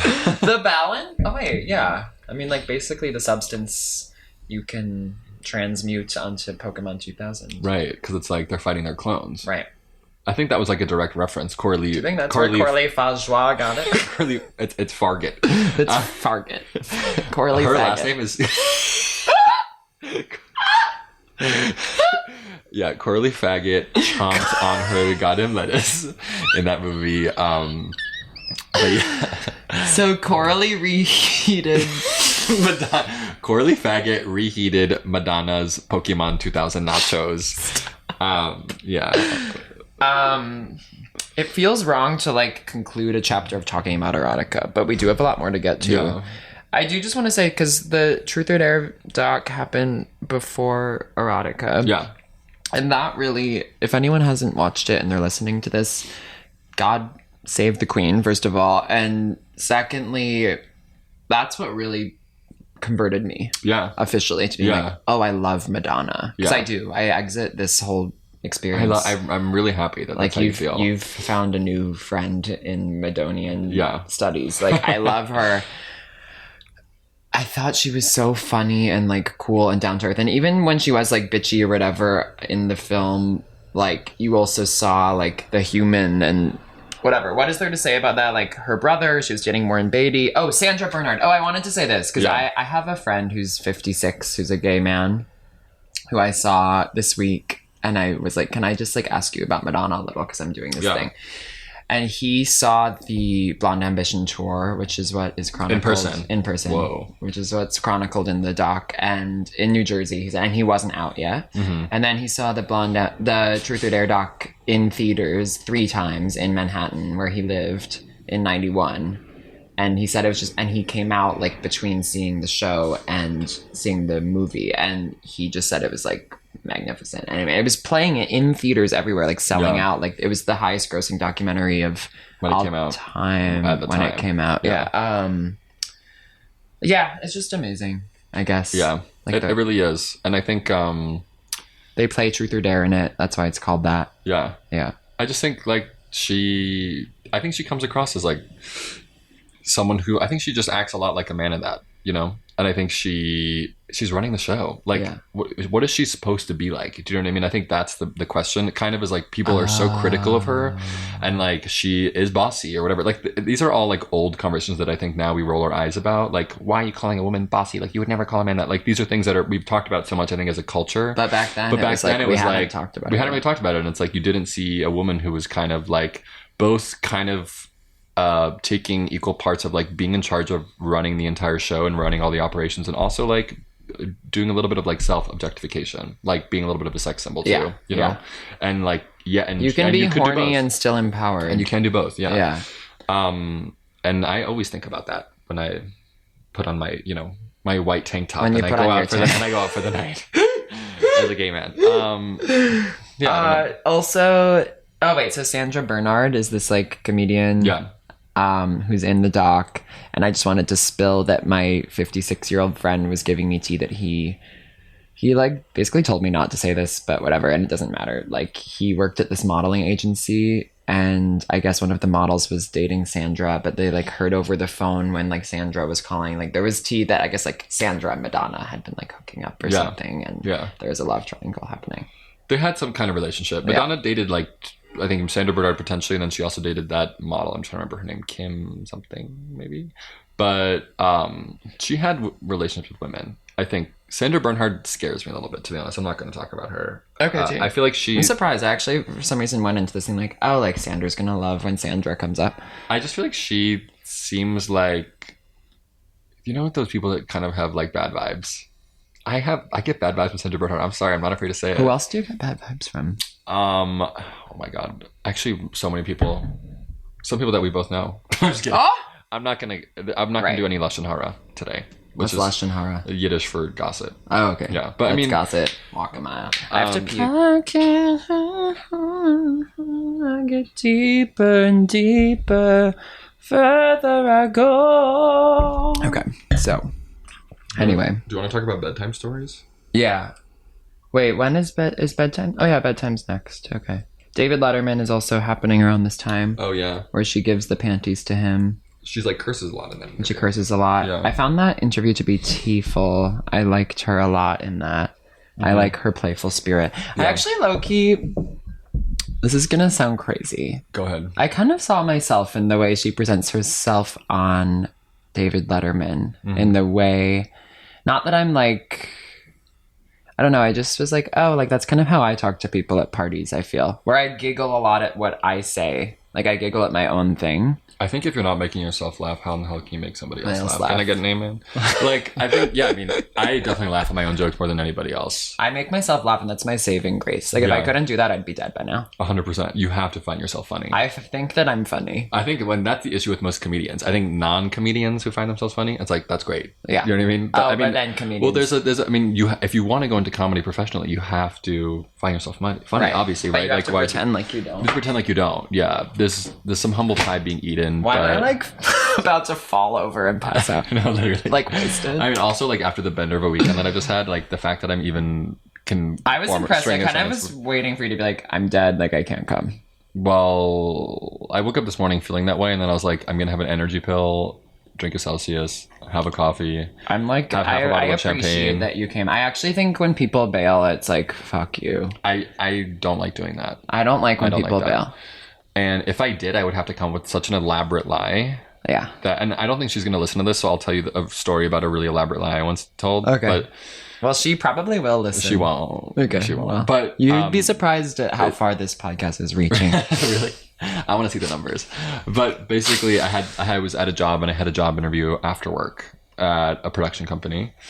And it was like the end of a really long day, and my boss came over to my desk and was like, oh my God, I'm starving. I haven't had anything to eat all day. And I was like, oh, I think I have a protein bar in my bag if you want to grab it. That's so nice of you. And you didn't need that for yourself? I know. I was like skinny on a McGee Jones McDuck at the time. But basically like I forgot that I'd printed out my resume and I'd put it in my backpack in a clear folder. And so she goes into my backpack for the protein bar and she sees the resume printed out. And she was like, Sandra, I can't help but notice that I can see your resume printed out in your bag. Are you applying for another job? And I'd only been at this job for like 6 months. Oh, I'm gagged. And I'm literally staring at her eye to eye. And in my mind, I'm like, what am I going to say? And the word just starts spilling out. And I am like, another job? Like, no. I respect you too much on a personal level to like interview for another job. Like, actually, my mom wants me to see a cognitive behavioral therapist who specializes in career advice, and he asked that I bring my resume to my first like chat with him. How did you pull that out of your ass? Because my ass is good like that way. Right. Yeah. Ask around. No, I'm just kidding. No, actually, a lot of people wouldn't be able to testify to that. But anyway, But yeah, and she looked at me and she's like, knew I was lying fully. Like, it was just so obvious that like that. I was like sick to my stomach. Like, I went down to the interview. Awkward. I went down to the interview crying the whole way because I was like, tears sobbing because are you a big crier? Oh, I come from a family of big criers. Okay. Yeah, all the time. Yeah, I'm a big crier too. 2 brothers and a father who I think are not afraid to cry. So that's major. Yeah, I don't get angry. I just get upset. I get drop dead upset. You don't get angry? Not really. No, I get condescending. I'm angry. You're an angry drunk. I'm like, I say this as your hands are around my throat. I'm just kidding. I'm an angry and sad. Oh. No, that's not. You're like, I'm an angry and sad person. No. Like, mic drop and the podcast now. Anger and sorrow are just emotions that I understand and have felt. Yeah, I don't feel anger very much. I think anger is like an emotion I'm really afraid of, honestly. Really? Yeah. And I'm not an angry, sad person. That might be clear. Like, going there, like, I think I'm a happy person. Yeah. But I do know what it's like to be angry and sad. Yeah. I think anger is just so intense. Like, sadness is preferable to anger. Totally. Although they're basically the same thing. How? I don't know. Okay, well, I kind of just said that, but I kind of feel like if you dig into that, you're like, if people are growing, they're changing. You're like, I don't think people change.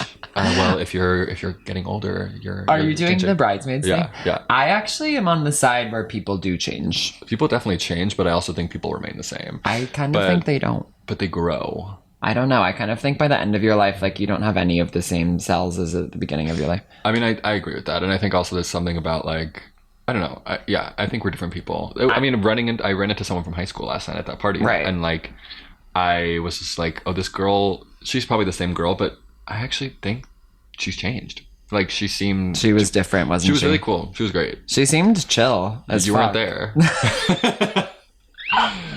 I wasn't there. I was gonna go. Yeah, no, don't worry about it. But then I was like, I'm tired. Yeah, I was tired. I'm not going. Mm-hmm. I was really tired. Yeah. And it's good to... And I still didn't get home till 1 a.m. Can I just get my flowers? So you did go out. I was at my friend's house. Okay. And we were hanging out. Nice. I mean, actually, wait, I wanted to say, this might even tie into bedtime stories. No.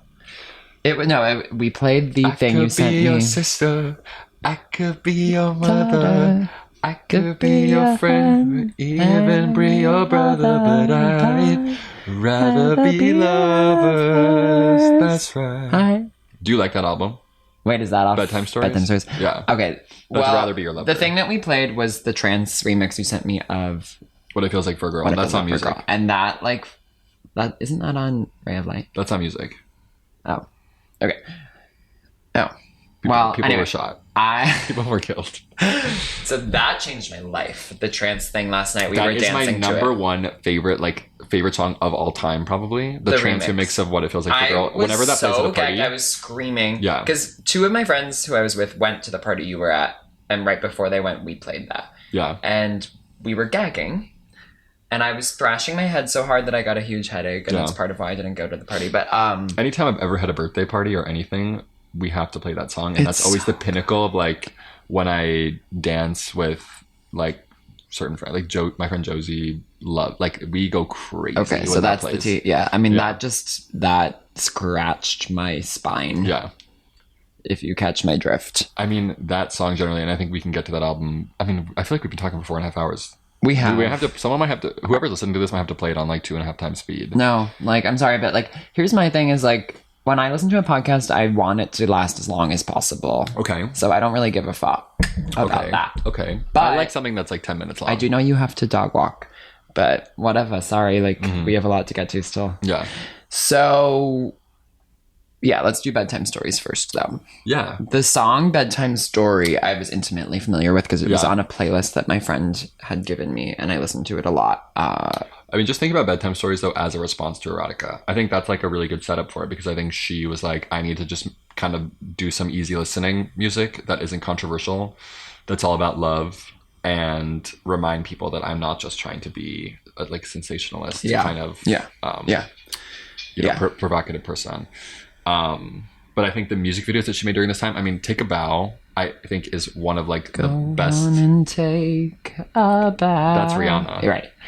I love Madonna when she's like, don't tell me you're sorry because you're not. No, I mean, but Take a Bow is one of my favorite Madonna songs. I don't remember it. Take a bow, the night is over, your masquerade is getting older. You have a nice voice. Thank you. I just, for the first time, didn't sing over you while you were singing. And You know, actually, I love to sing. This year was like, I should start taking singing lessons. Not because I really believe that I'm a good singer, but because I want to be better at karaoke. Like, that would be the only reason. Wait, which song do you sing in karaoke? Of Madonna? I mean, there's a lot of songs. Madonna songs that I sing in karaoke, I feel like the ones that I probably sing the most are like erotica songs from Which Ray ones? Light and music. And Which ones? I actually love Get Together from Confessions. I love singing Get Together. Okay. Can we get together? I mean, there's not one Madonna song that I sing. There's not one Madonna song. Fine. I think my most popular song that I sing though in karaoke is like Malibu by Hole. Oh, I thought you were going to say Miley Cyrus. No. I like Miley, but no. Have you heard Malibu by Hole? Yeah. Yeah. Crash and burn, all the stars explode tonight. How'd you get so desperate? How'd you stay? Yes. Yeah. No, that's the Miley Cyrus song. Yeah. But it's also kind of the whole one. I mean, I feel like that Malibu by Miley was a tribute to Courtney Love, for sure. I love Courtney. I love, someday you will ache like I ache. Yeah, 100%. Doll parts. I love doll parts. Okay, so Take a Bow. I want to talk about the singles. I would just quickly talk about from Bedtime Story. Bedtime Story itself. Take a Bow, Secret, and what was the last one? Sanctuary, Human Nature. The cornrow video. What did you think of that? I kind of gagged. I get that it's like appropriation. Yeah. And that's when she's dancing with like the braids and shit. There's like ropes of braids. Am I thinking of the right thing? Oh, maybe they're. I didn't even think that they were braids. But she's wearing like a latex bodysuit, basically, and like. I thought it was tearful. Do you like it? Yeah, I mean, I think it's beautiful. Yeah, I think it's gorgeous. Yeah, but I love her didgeridoo anthem. But I do want to just say it made me think of he had it coming. He only had himself to blame. You know, I'm like not a musical theater his connoisseur or anything like that. I do love the shows that I love, but who do you love? I mean, Chicago. I mean, and goodness knows, honey. And goodness knows. Yeah. Okay. Anyway, Bedtime Story is T. Yeah. Full. Bjork did Bjork's pen. Bjork wrote it? Bjork wrote that song. I didn't know that. She wrote Bedtime Story, yeah. The album reminds me of Janet Jackson a bit too. It's very Janet. Yeah. It's very R&B. I mean, it's 90s R&B. It's like smooth listening. I think it's her most easy listening album that you can just have on in the background on a rainy day when you're hungover and you have like when Trade comes over. When Trade is coming. Trade is coming. When a fire starts to burn. When a trade is Okay, so whatever. That's Bedtime Stories. Then she does Evita. She wins the Golden Globe for actress in a musical. I actually haven't seen Evita. I know it's crazy. I'm like worried that like you said you were an expert, but you haven't seen Evita. I didn't say I was an expert. Wow. I said I'm a fan, but I haven't seen Evita because I just haven't gotten around to it. I also think I am not familiar with like the musical itself. I need to watch it, but I also think I actually didn't finish it. Oh, well, because I was like, I can't watch this. I just like. What if I like don't like it? I'm kind of nervous. I just think it's gonna be bad. She's good in it. Like she's good in it. Yeah. But it's an Andrew Lloyd Webber opera. I love Phantom of the Opera, so I'm not trying to shade Andrew on every account, but like I think that most of what else besides Phantom of the Opera of his is like not that good. And like what else has he done? Cats. Oh yeah. Like I don't care for Cats. Cats the movie was. I was seeing it with the girl I babysat, and she was like, "Can we leave?" And we walked out. I fell asleep during all of Cats actually when I saw it in theaters. Oh, so you got a good nap. I had a cat nap. Ah. Yeah. And Evita, it was just like there's no speaking; it's all song, and I was just like, I actually can't do this. Yeah. So I skipped to her big scenes, and that was it. Yeah. But she was good. I've seen the big scenes. Too. And Antonio Banderas, who is in Truth or Dare, who she wanted to marry. Yeah. I loved that.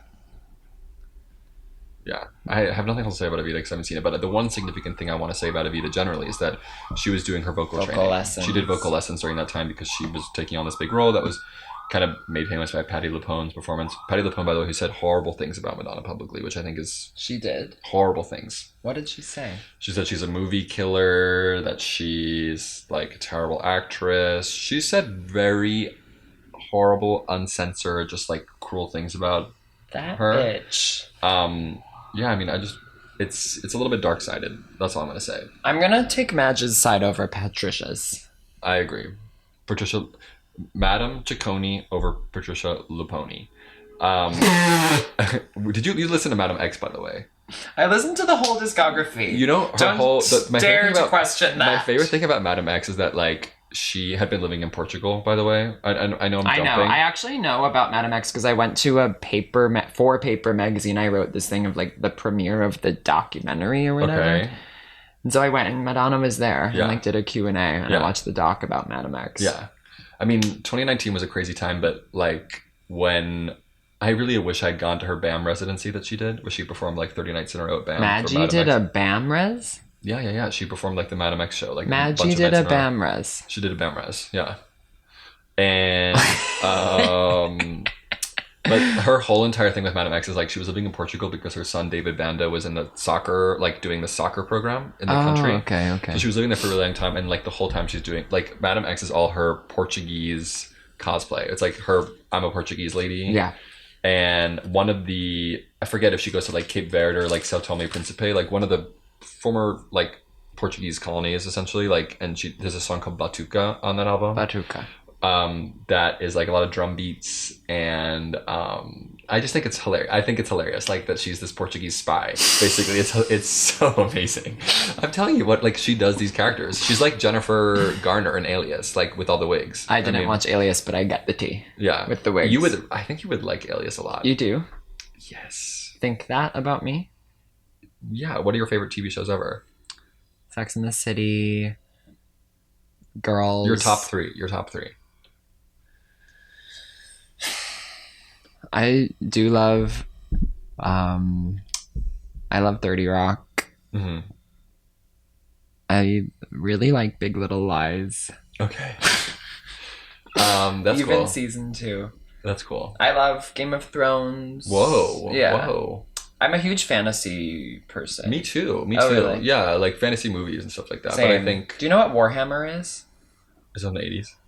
No, it's like this thing where you paint little figurines and then you battle with them and you make a terrain board. Like when I was growing up, that's what I would do. I did like Magic the Gathering. It's like that, except you're painting and gluing together and assembling like these armies. I used to collect like the maps of Middle Earth, and I had like books that were about like the encyclopedic accounts of all the weapons in Middle Earth and like the forgery. It was all like... Yeah. All that I kind had of stuff. that. But, I was into like Aragon, like dragons. Oh yeah. I wrote a like 300-page single-space typed like book that was basically an Aragon ripoff. Whoa. In 8th grade. What was it called? It was like Shiragon. It was called. I actually have it over there. No. It was called The Story. It had 2 titles. One was The 7 Swords, which like. There weren't 7 swords in it, so I think I just did that for the alliteration. Mm-hmm. But then the other title was The Story of Maroulis, which I don't know if you watched American Idol, but Constantine Maroulis. Yeah, what season was he on? I think he was with Carrie Underwood. That was the season I didn't watch. Like I started at season 5. Oh, I started at Carrie. Okay, I started at Taylor Hicks versus Tinashe. Yeah. Just kidding, Catherine McPhee. Tinashe. Versus Catherine McPhee. Was Tinashe on it? No. But just imagine that showdown. It's like Taylor Hicks doing like some like country bumpkin act in a motel, and then Tinashe performing All Hands on Deck to a pilled out Paula Abdul. Was Paula taking pills? I mean, oh my god. See, I'm really naive with this. I'm always like, oh, like we're all just sitting here and no one's on drugs. People are on drugs. That's naive. My mom hates Catherine McPhee. Why? Because first of all, she's MAGA. She's Maggie? She's MAGA. Have you seen that video of her doing her makeup in the mirror when she was in Waitress the musical, and she's like, "Hi, my gay boys." No. She's like, "I'm just doing my makeup." Heaven. She's like, "I'm just doing my makeup." Something I think a lot of you might know about. Oh, she's everything. She's everything. No, she's everything. I watched Smash when it came out on NBC. I watched the first couple episodes and then I fell off. Yeah. But when she's kneeling barefoot on the stage of American Idol singing "Black Horse and a Cherry Tree," oh, I would. My mom was like, "Stand up." No, when she did Somewhere Over the Rainbow, that changed. Somewhere she did a completely different rendition. She was like, somewhere over the rainbow. Oh. This is like, you need to delete this part because this is like the champagne is coming out. I can't delete that. Yes. I really wanted to, but I couldn't delete that. You do. No. Well, you didn't ask me about my favorite 3 TV shows, but I'm going to tell you anyway. Well, I didn't say my 3. I just was saying you were just listing them. But I do want to hear yours. Mine are The Comeback, number 1. I love The Comeback. Down. I'm putting that in mine. Until the Day I Die. Okay. And Val, did you tell Juna I was gay? You know, like Mickey. But Mickey. Rest in peace. She passed. Flavor of Love, number 2, strong number 2. Seasons 1 and 2 of Flavor of Love. Oh my god. Did you ever watch it? Some. Okay. With Tila Tequila. No. Okay. That's Shot at Love with Tila Tequila. Flavor of Love was with New York, Tiffany Pollard. Oh, no, I've never seen it. Okay, it's I don't the really. best I haven't reality seen show of all most time. reality TV. Oh, okay, that's like a huge. I mean, blind spot ANTM is one of the best. I'm a bit of a too. snob. ANTM, I love. You're definitely not a snob. Yes, I am. You're a little monster. How can you be snobbish? You bitch. I'm not saying that you have low. The two are taste. not oxymoronic. I'm saying that I think that little monsters are supposedly supposed to be really open-minded. This is the part of the podcast where we start fighting. No, I'm just kidding. I'm like ready to fight. I'm like I kind of want to. But no, and then number 3 is Veep, probably. I love Veep. Yeah. Yeah. I feel like we're forgetting some really huge ones though. But those are my favorites. Veep, so you came in with that answer ready to go. I've talked about it before. What about Mad Men? I like Mad Men. You don't care about it. I can't wait for next year when you're in Vietnam and you're in the jungle and they're shooting at you. Just remember that you're not dying for me because I never liked you. Joan. No. Don't. Do not imply that I didn't know it was Joan. Like, don't do that. Do what else you want, but don't do that. Okay, I'm sorry. I knew. Like, take it back. Consider it taken back. You do have a good memory. You said before you don't, and it's like terrible. you just pulled that out. Like I remember things that matter to me. I feel like you're underestimating the reach of this podcast. It's not that I'm underestimating it. It's that It's actually like really popular. It's not that I don't think people are going to listen. It's that I don't think that certain people are going to be listening. No, they are. Okay, fine. Wait, can you bleep? Can you bleep? I can bleep. Okay, bleep it. I bleep all the time. You do? I babble it. Oh, what is it? What happens? So like instead of a bleep noise, I like record all these. I record myself going like babble, babble, babble. Oh, okay. Yeah. Can you do like, you know that Lindsay Lohan commercial? She's like, crash, splash, bang, bang for an arena. Do you remember the For an Arena Lindsay Lohan commercial? No. She's like really thin. No. She's like, anyway. I don't remember it. Sorry. Similar line of like brain dead, brain rot, like relation. You've seen the video of Iggy Azalea where she's like doing Keep that. going. She's doing that freestyle when she's like splash. Y'all feel good? And then she's like got hose on call, come through with the protocol. When I win. You've never seen that? No. Oh my god. I'm naive. I feel like you forgot. Like I come from a just feel sheltered background. Like I don't know that kind of stuff. I didn't grow up in New York City. Like you, I had to crawl my way here from Milwaukee. It has nothing to do with. Do you understand how hard I had to work just to keep up with? Oh god, here we go. The modern culture. I just figured you're a child of the internet. No. Okay. I wasn't. You know, because you're like in digital media. No, I'm not. What? You're not in digital media. I don't know what I mean now. I'm unemployed. Really? I don't have a job. I'm a freelance magazine writer for print. Okay, print only. But you do digital. No, I do digital. I don't know why I'm doing this. I don't know why I'm... You're like just straight up lying. I'm just like trying to pick a fight. You literally want to fight with me. I'm like in the mood to fight now. We like need to get a vape out here. A vape? You do have one? I have weed. Ugh, no. Do you want weed? No, girl, no. I don't have a vape. I don't do that. I'm sorry. And I think it's kind of weird and gross. I agree, but someone gave me a vape. Oh. So it's like not my own. It's like I spent my own money to buy it. I have corn flakes and I have weed. And I have slices of cheese. I think weed is just, it's not on the table. You don't like weed? Or at least not while recording a podcast. Not while recording a podcast. Well, on the record, I don't smoke weed. Oh, okay. Off the record, I don't smoke weed. I mean, I just think weed makes me feel like I'll leave this conversation. I'll be like, oh, Hilton is mad at me. Oh, do you know what I mean? Like it's the paranoia God. where if like you do leave me. that way, like that would be kind of fun because like there's no way I would be mad at you.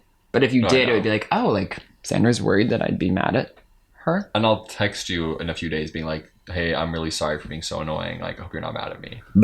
So, in the interest of respecting legacies and time frames, we have elected to divide the episode into 2 quadrants. Part 2 of the Madonna series will be debuting next week with special Sander. Stay tuned.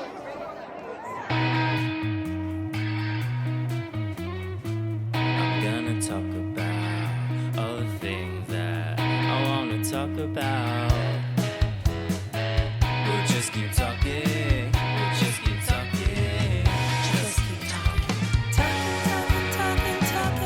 For so long. Ow, we're babbling on. We're babbling on.